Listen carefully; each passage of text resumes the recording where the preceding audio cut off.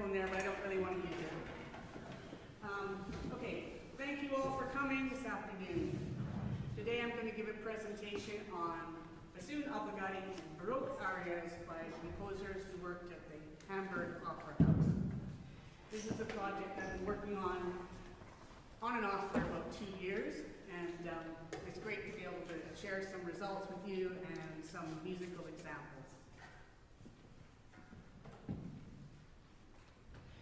Quick outline, we'll start with some definitions.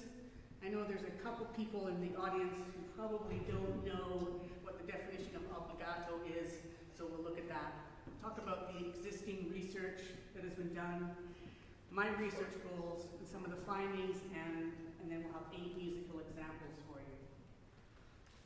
So we'll be looking at arias today. Arias from the Italian meaning air. It's basically a song. It's found in large works such as operas, oratorios, cantatas. It's a very expressive song, and it's often elaborate melody. The most important thing to realize today is that the aria relates the mood of the singer, or the character in the opera. The actual events, the plot of the story happens before in the Recital. So the areas that we're looking at are mostly trying to depict the mood of the character. So what does obbligato mean? Obbligato is from Italian, meaning obbligato, mandatory, or necessary. So an obbligato part is one that must not be omitted. The Oxford Dictionary of Music has a very simple definition. In music for voice with instruments, obbligato refers to a prominent instrumental part in an aria or other number. And the composers would often write in the title page that obbligato bassoon was required. This is a cantata by Graupner. You see it says solo voice, 2 oboes, 2 violins, 1 viola, and obbligato bassoon. These are the title pages from some of the pieces that I will be playing today. On the left is the Telemann cantata with 3 obbligato bassoon. That's a spoiler for later on. In the middle is the Kaiser Fredegunda. It says aria con bassooni. In the bottom is the Handel aria, which says obbligato fregato. And on the right is the Graupner aria, which says bassoon obbligato. So the composer can specify that it's meant to be obbligato. Sometimes it's just an important solo part that doesn't actually say obbligato. And in other times it's a basso continuo part where the bassoon has been assigned a separate line from the cellos, so that makes it an important part. A little bit about, there hasn't been a lot of existing research on this topic. The one thing that has been done is by Jim Stockett. Jim Stockett was an endocrinologist, of all things, and a bassoon player from Melbourne, Australia. And he was a good bassoonist. He played in the Melbourne Symphony. He played the Baroque bassoon. And in 2008, he compiled a listing of bassoon obbligatos in arias. He looked at as many works as he could for the Baroque and the Classical period, and he came up with 500 works that had important bassoon parts or obbligato parts. This is basically just a list, though. He didn't do any analysis, but it's a great reference. And he recorded where you might be able to find the scores, where you can find the original manuscripts, if there were recordings, that type of thing. So that's what I used to start with. Sorry about the lines, it's from these microphones here. So I just took Stockett's data and did this plot to see, this is by the number of works by composer along the bottom. And I know Sally will know that this data set is not particularly good because there's a lot of missing data. I mean, one of the guys over at the right had one work with bassoon obbligato. He might have actually written 90 operas.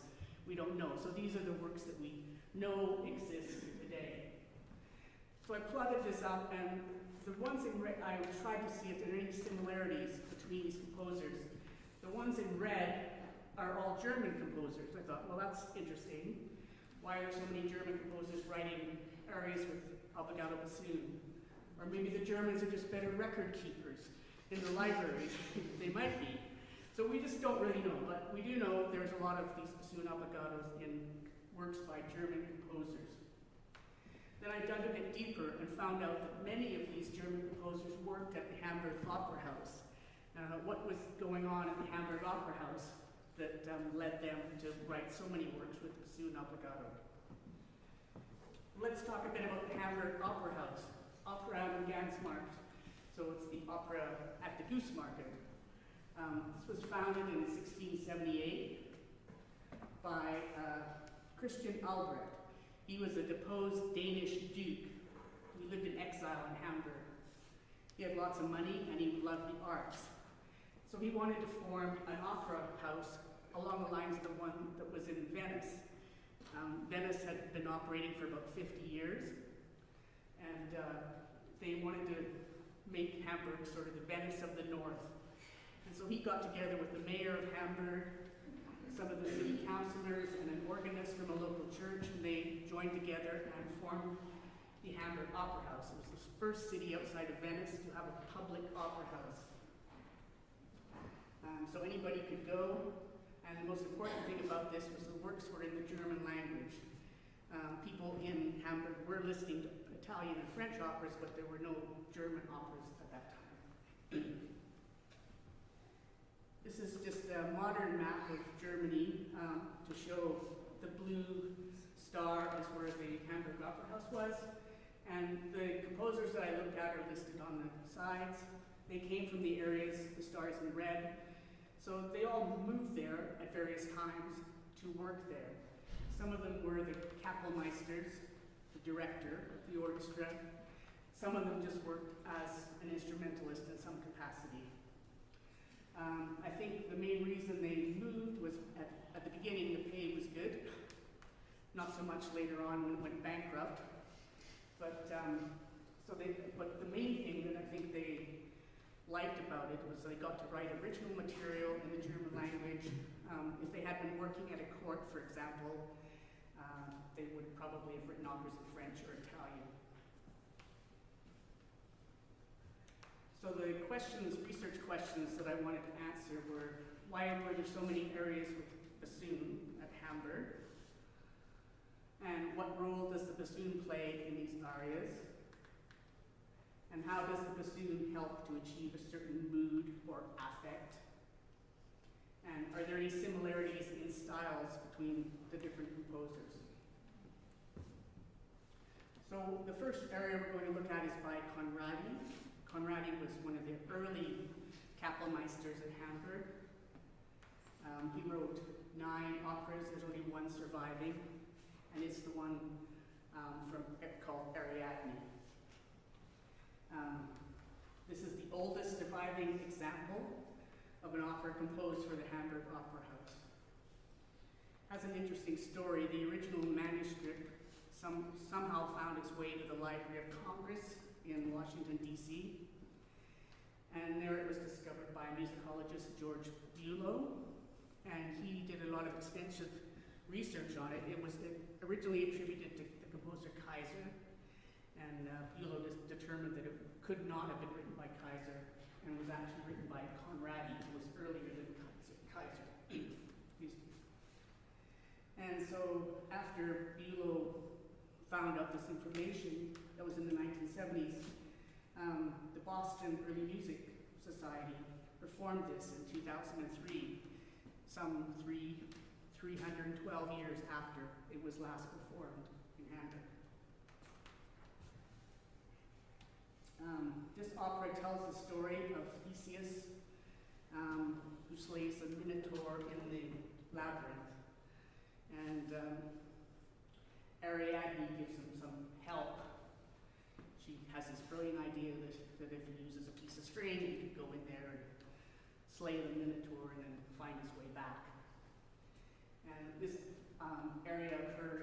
Ariadne sings this, and it occurs when Theseus has gone into the labyrinth, and she's very sad, doesn't know whether he's going to come back out. So it's all She doesn't know that later on in the story, he's going to come out of there and run off with her sister and leave Ariadne abandoned on a desert island. But she's so sad. She's in love with him and she's sad. So the bassoon role in this, it introduces the motive. You'll hear these running notes in the bassoon at the beginning, and then the singer takes over. And those running notes sort of symbolize the eyes of Theseus, shining like, sparkling like stars. There's short interjections by the bassoon, sort of commenting on what the singer is saying.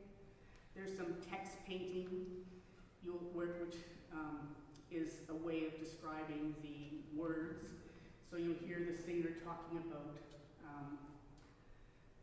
Theseus has gone up into heaven or down into hell, and you hear the bassoon playing lines that go up and lines that go down. In other parts, the bassoon embellishes the bass line. So I'd like to call on Celeste, and we will play the first piece for you.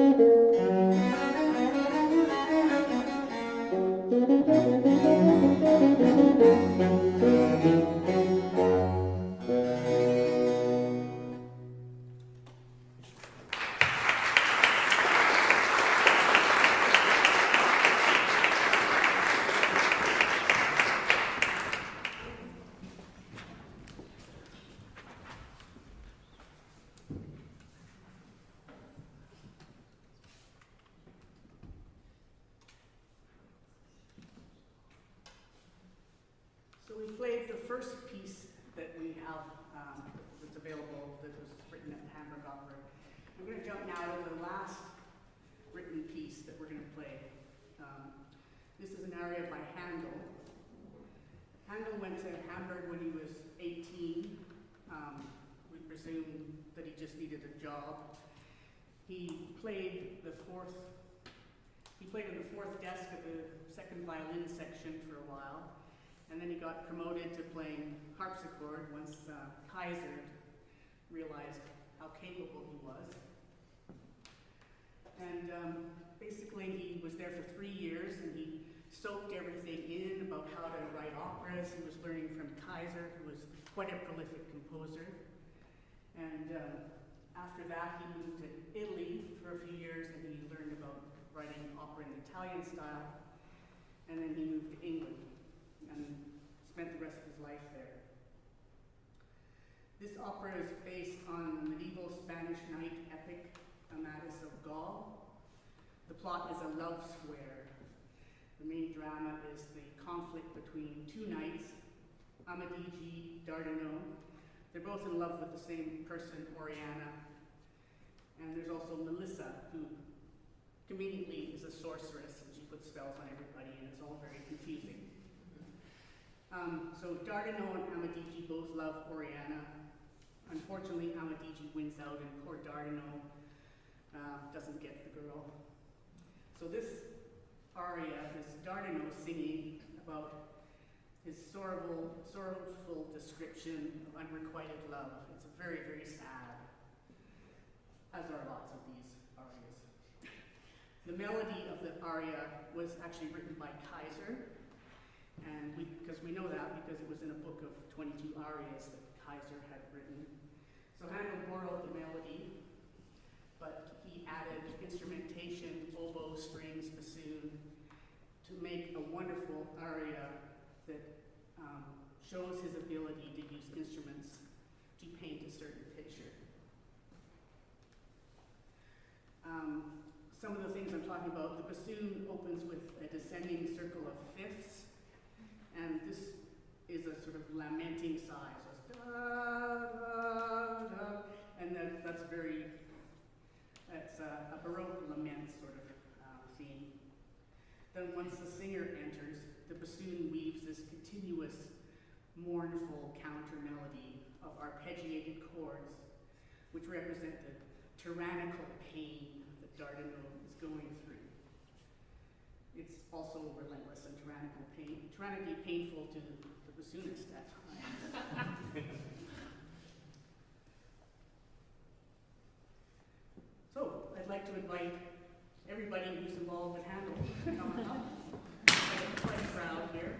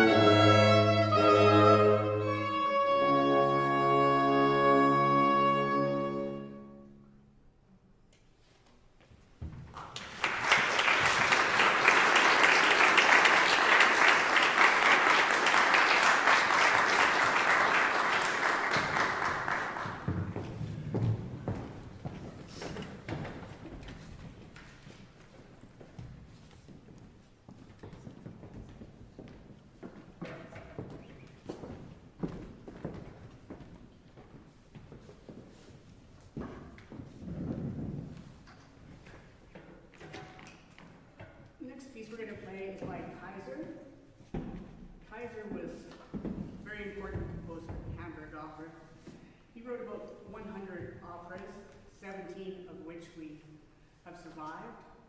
And of those 17, there are 24 arias with obbligato bassoon. So he really liked the bassoon, and he used it to great effect.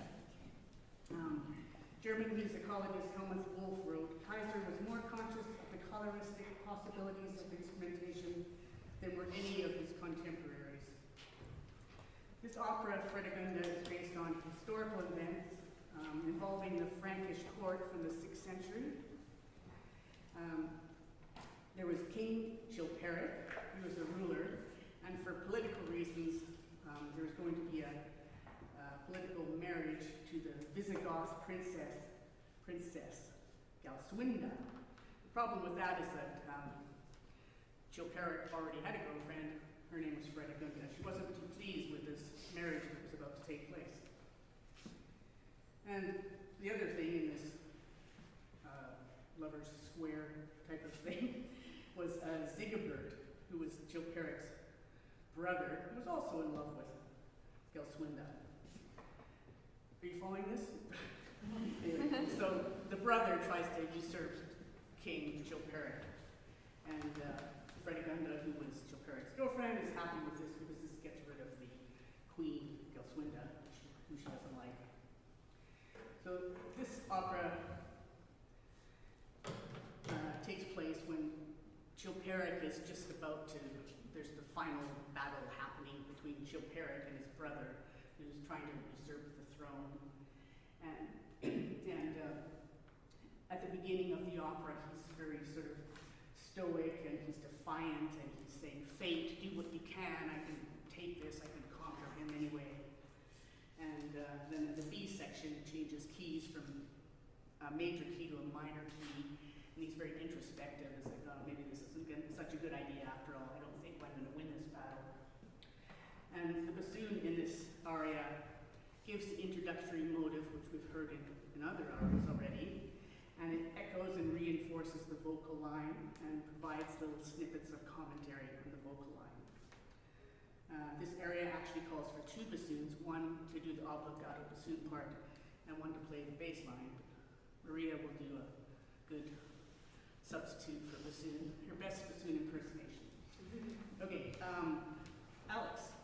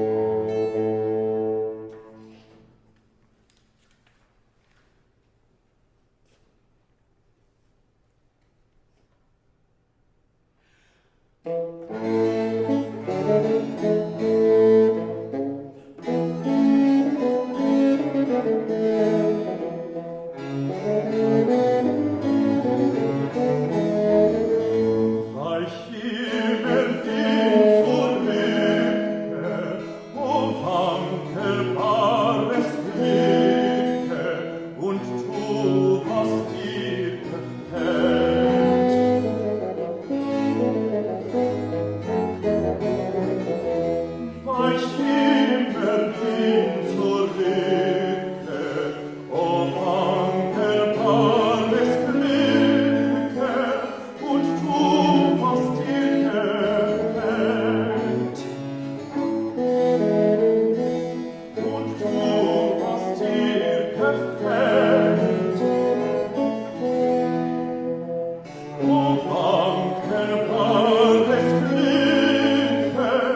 du hast dir gefällt.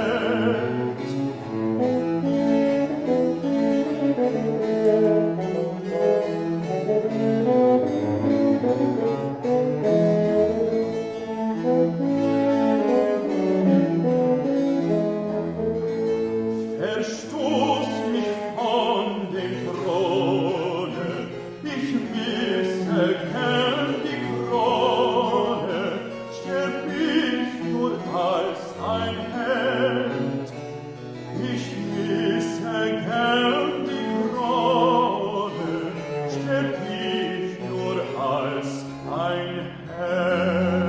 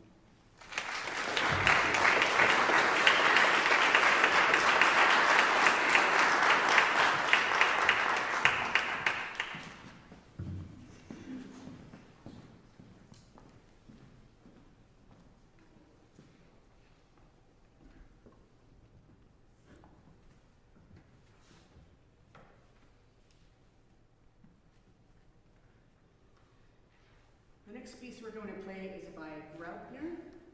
This is a sacred cantata. Graupner wrote about 1,400 cantatas, and about 195 of them have soloistic bassoon roles. And I've just started looking at these, and this was one of the first ones I came across. It's just beautiful, and so I decided to add this to the program. This area is about the painful realization that all earthly endeavor is an empty, transient pursuit due to the pervasive nature of sin, the Baroque vanitas theme. The bassoon role in this is a true obbligato. The bassoon is an equal partner to the singer. Sometimes it leads the conversation, sometimes it answers the questions, and generally it expresses the inner emotional weight of the text. Here are some of the musical techniques that Graupner uses for the bassoon to add to that sad affect. Sign motifs like we talked about in the handle, the long notes in the tenor register. There's frequent descending minor seconds, chromatic passing tones, and dissonant appoggiaturas. It all adds up to a very bleak future. So, who's singing? Anna. I'd like to invite Anna up and raise the screens.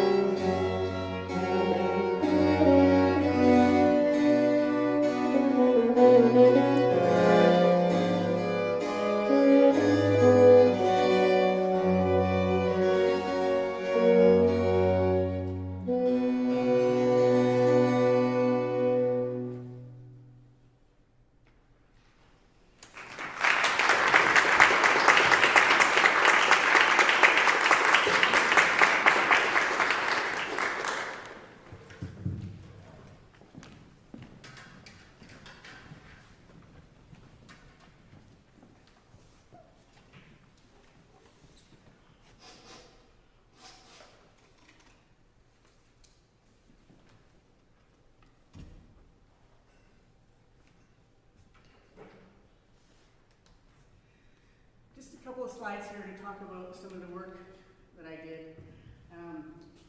This was probably about 30% of the work in the project. Working with the manuscripts, trying to find the manuscripts, and then dealing with this type of original manuscript and typesetting it so that I had to do this on 4 of the pieces so that the musicians can actually have something that's legible. Finding the manuscripts, I got to know the librarian at the Berlin State Library very well. He was very helpful with finding these. Similarly with the librettos, this is what I had for 4 of them. It's all in German, but it's the Fraktur script from the 1600s. So this was quite difficult. Luckily for me, the arias are very short and the lines are repeated. So it wasn't too difficult to figure out what they were actually about. Okay, and now for a short, happy interlude. We're going to do a piece by Telemann called Der Mai. It's pastoral theme. And the aria is sung by Daphnis, who's a Sicilian cowherd. I don't think I told Alex that before. In Greek mythology, and he's credited with inventing pastoral poetry.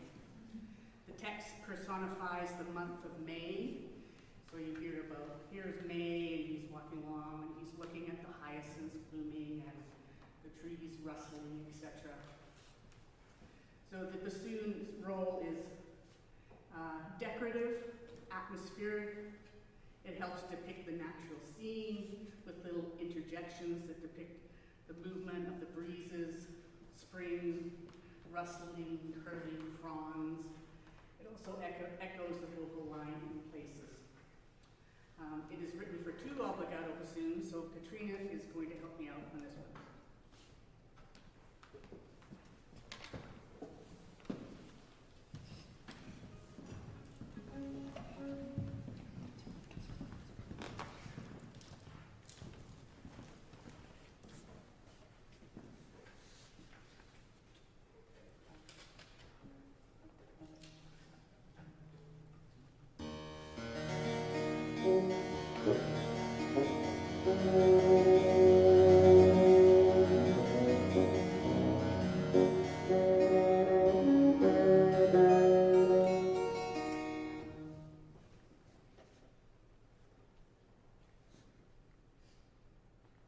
Ich sah den jungen Mai, seine Silberlocken hingen den Stab.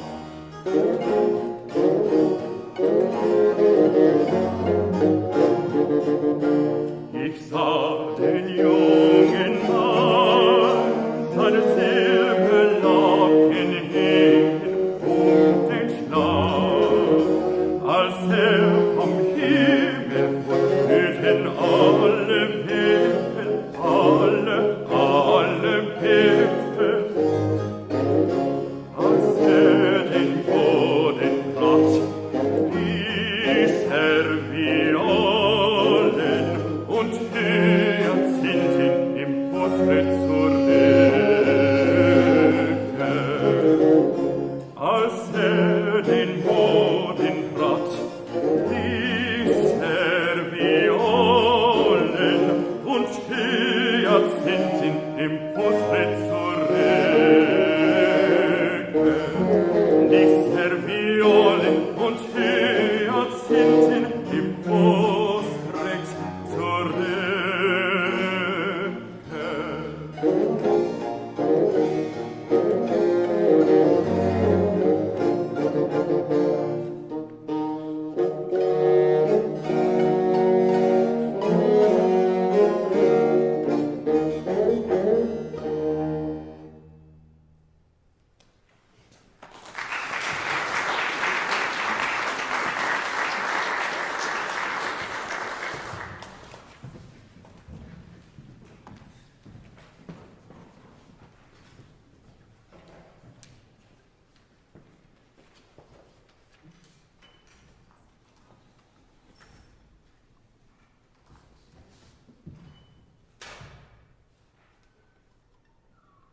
The next 2 pieces we're going to play are based on the Greek myths of Venus and Adonis. There must be about 40 Baroque operas written on this theme, so it's quite a popular one. Kuser's opera tells the story of the rivalry between the goddess Venus and other deities, primarily Pallas, also known as Minerva, for the love and attention of handsome hunter Adonis.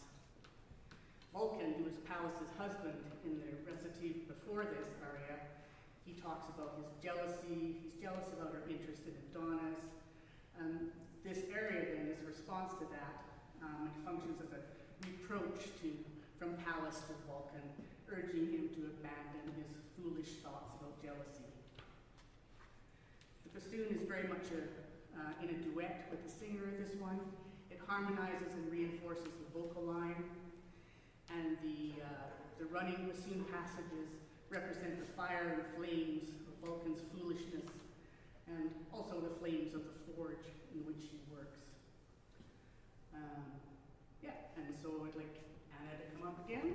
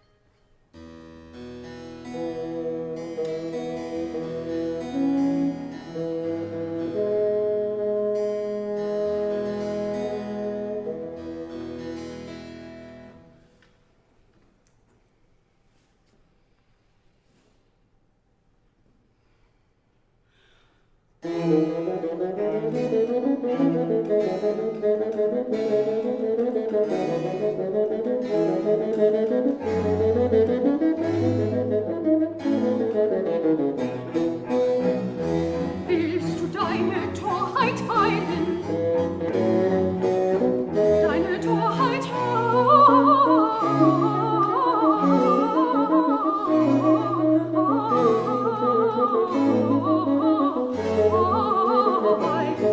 die setzt in Qual und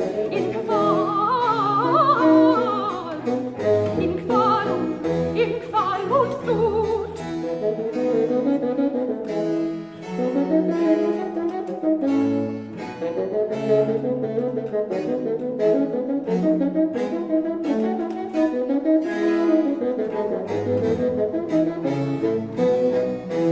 So lass ich die Furcht erteilen, dass dir nichts all Schaden tut.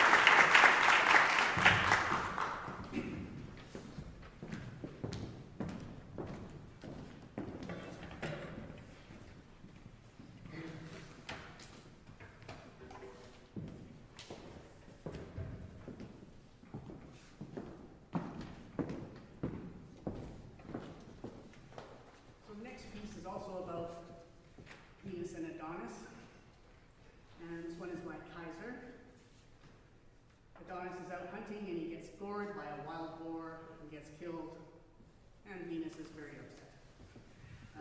The aria depicts her emotional distress at the death of Adonis. Here the bassoon has a specialized continuo role, and it's not unlike the bassoon part that you heard in the Handel aria earlier. It's a continuous pattern of arpeggiated eighth notes that acts as a counter melody to the singer and suggests restlessness, sorrow, anxiousness, distress. This kind of pattern was described by one of the musicologists as the grief engine, which I guess is the bassoon's role in this piece. It just chugs along relentlessly, denoting the underlying grief of the character. And the low range of the bassoon adds some weight and solemnity to the soprano lament. Celeste.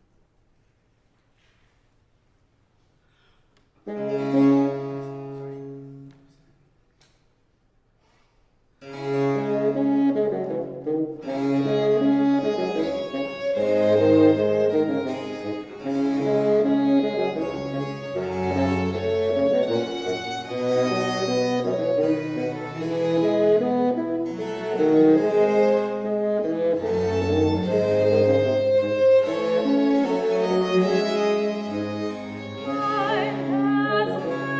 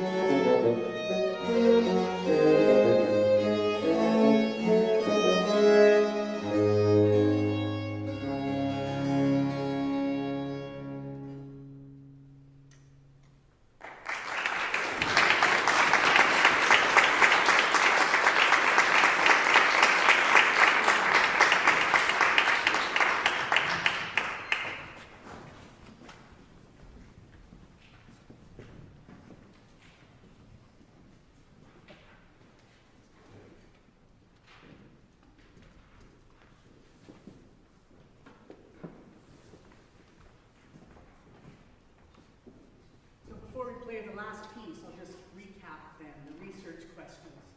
Why were there so many arias with bassoons at Hamburg? You might say that the composers were working with what they had. We know that there were 5 bassoons in the opera orchestra at Hamburg. 5 bassoons was not unusual for Baroque orchestra, as they were an integral part of the basso continuo section. You know, the Telemann's Darmstadt orchestra also had 5 bassoons. Handel's orchestra had 3 to 5, depending on the year. But we also know that some of the arias were written with a specific bassoonist in mind. Kaiser, Telemann, and Graupner all listed the bassoonist's name. So maybe they wrote these obligato bassoon parts because they knew the bassoonist could play them. Some of them are quite virtuosic. What I think might be a better theory, though, is that the 2 composers, Trusser and Steffani, they were there early on, and they both were familiar with the French music, where there were lots of oboes and bassoons. Trusser actually spent 4 years in Paris working in Lully's orchestra, and so he would have seen what they called an oboe band, where there were lots of oboes and lots of bassoons. And he came back to Germany and probably implemented that at the Hamburg Opera. Also Steffani, who was working about the same time, he was working in a court, and the prince or duke or whoever it was really liked French music. So he played a lot of French music, and he incorporated a lot of bassoons in that music. So I think that those 2, Trusser and Steffani, who were there before Kaiser, probably set the stage of all these bassoons, and then Kaiser and Telemann came in and they ran with that idea because they were really interested in using the timbre of different instruments to set the mood of the aria. What role does the bassoon play in the arias? We've talked a little bit about that. The bassoon plays 3 roles. It can have a strict obligato role with an equal voice to the soloist, or it can have this a soloistic role where it comments and provides interjections. Or it can have a designated important bass line that emphasizes the harmony and contributes to the mood of the piece. How does the bassoon help to achieve a certain mood or affect? Well, we've seen the bassoon use musical gestures to represent pain and sorrow and laments, pride and defiance and resignation, and to set an atmospheric pastoral mood.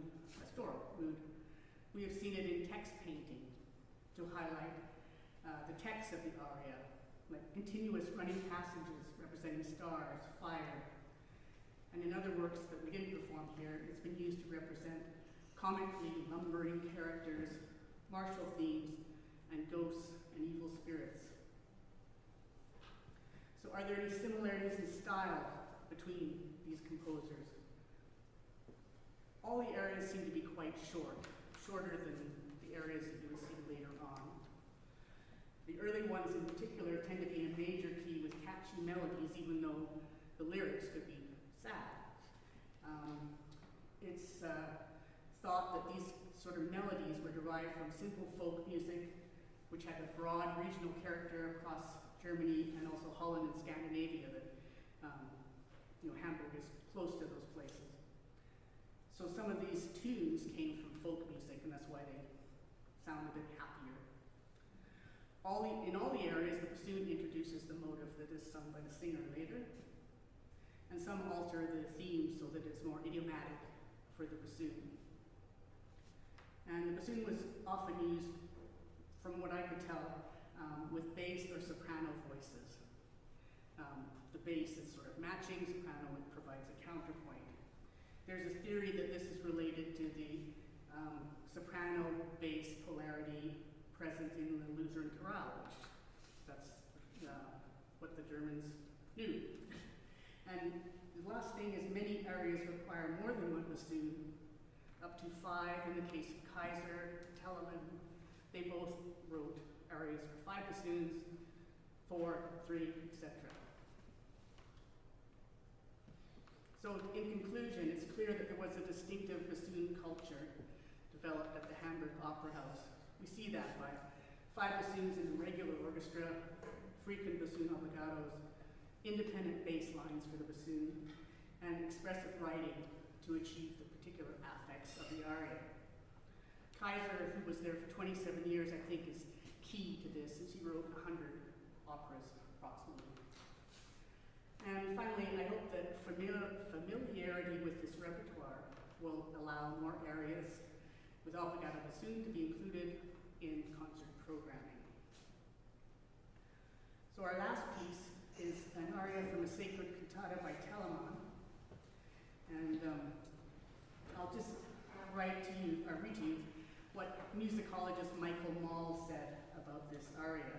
Michael Mall is a musicologist who specializes in Bach.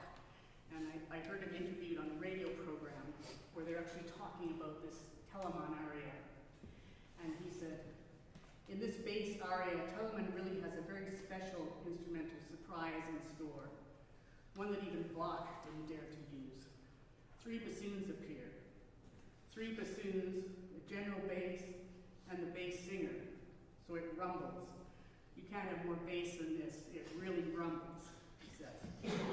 Why does it rumble? I think the text made Telemann do it. It's very clear. So the bassoon roll, I'm going to see if you've been paying attention. I'm not going to tell you what it is. You can listen. You can look at the text that's in the back of your program and see if you can figure out what the bassoon represents. My painting up there might give you a clue, and also like the sinusoidal nature of the bassoon part.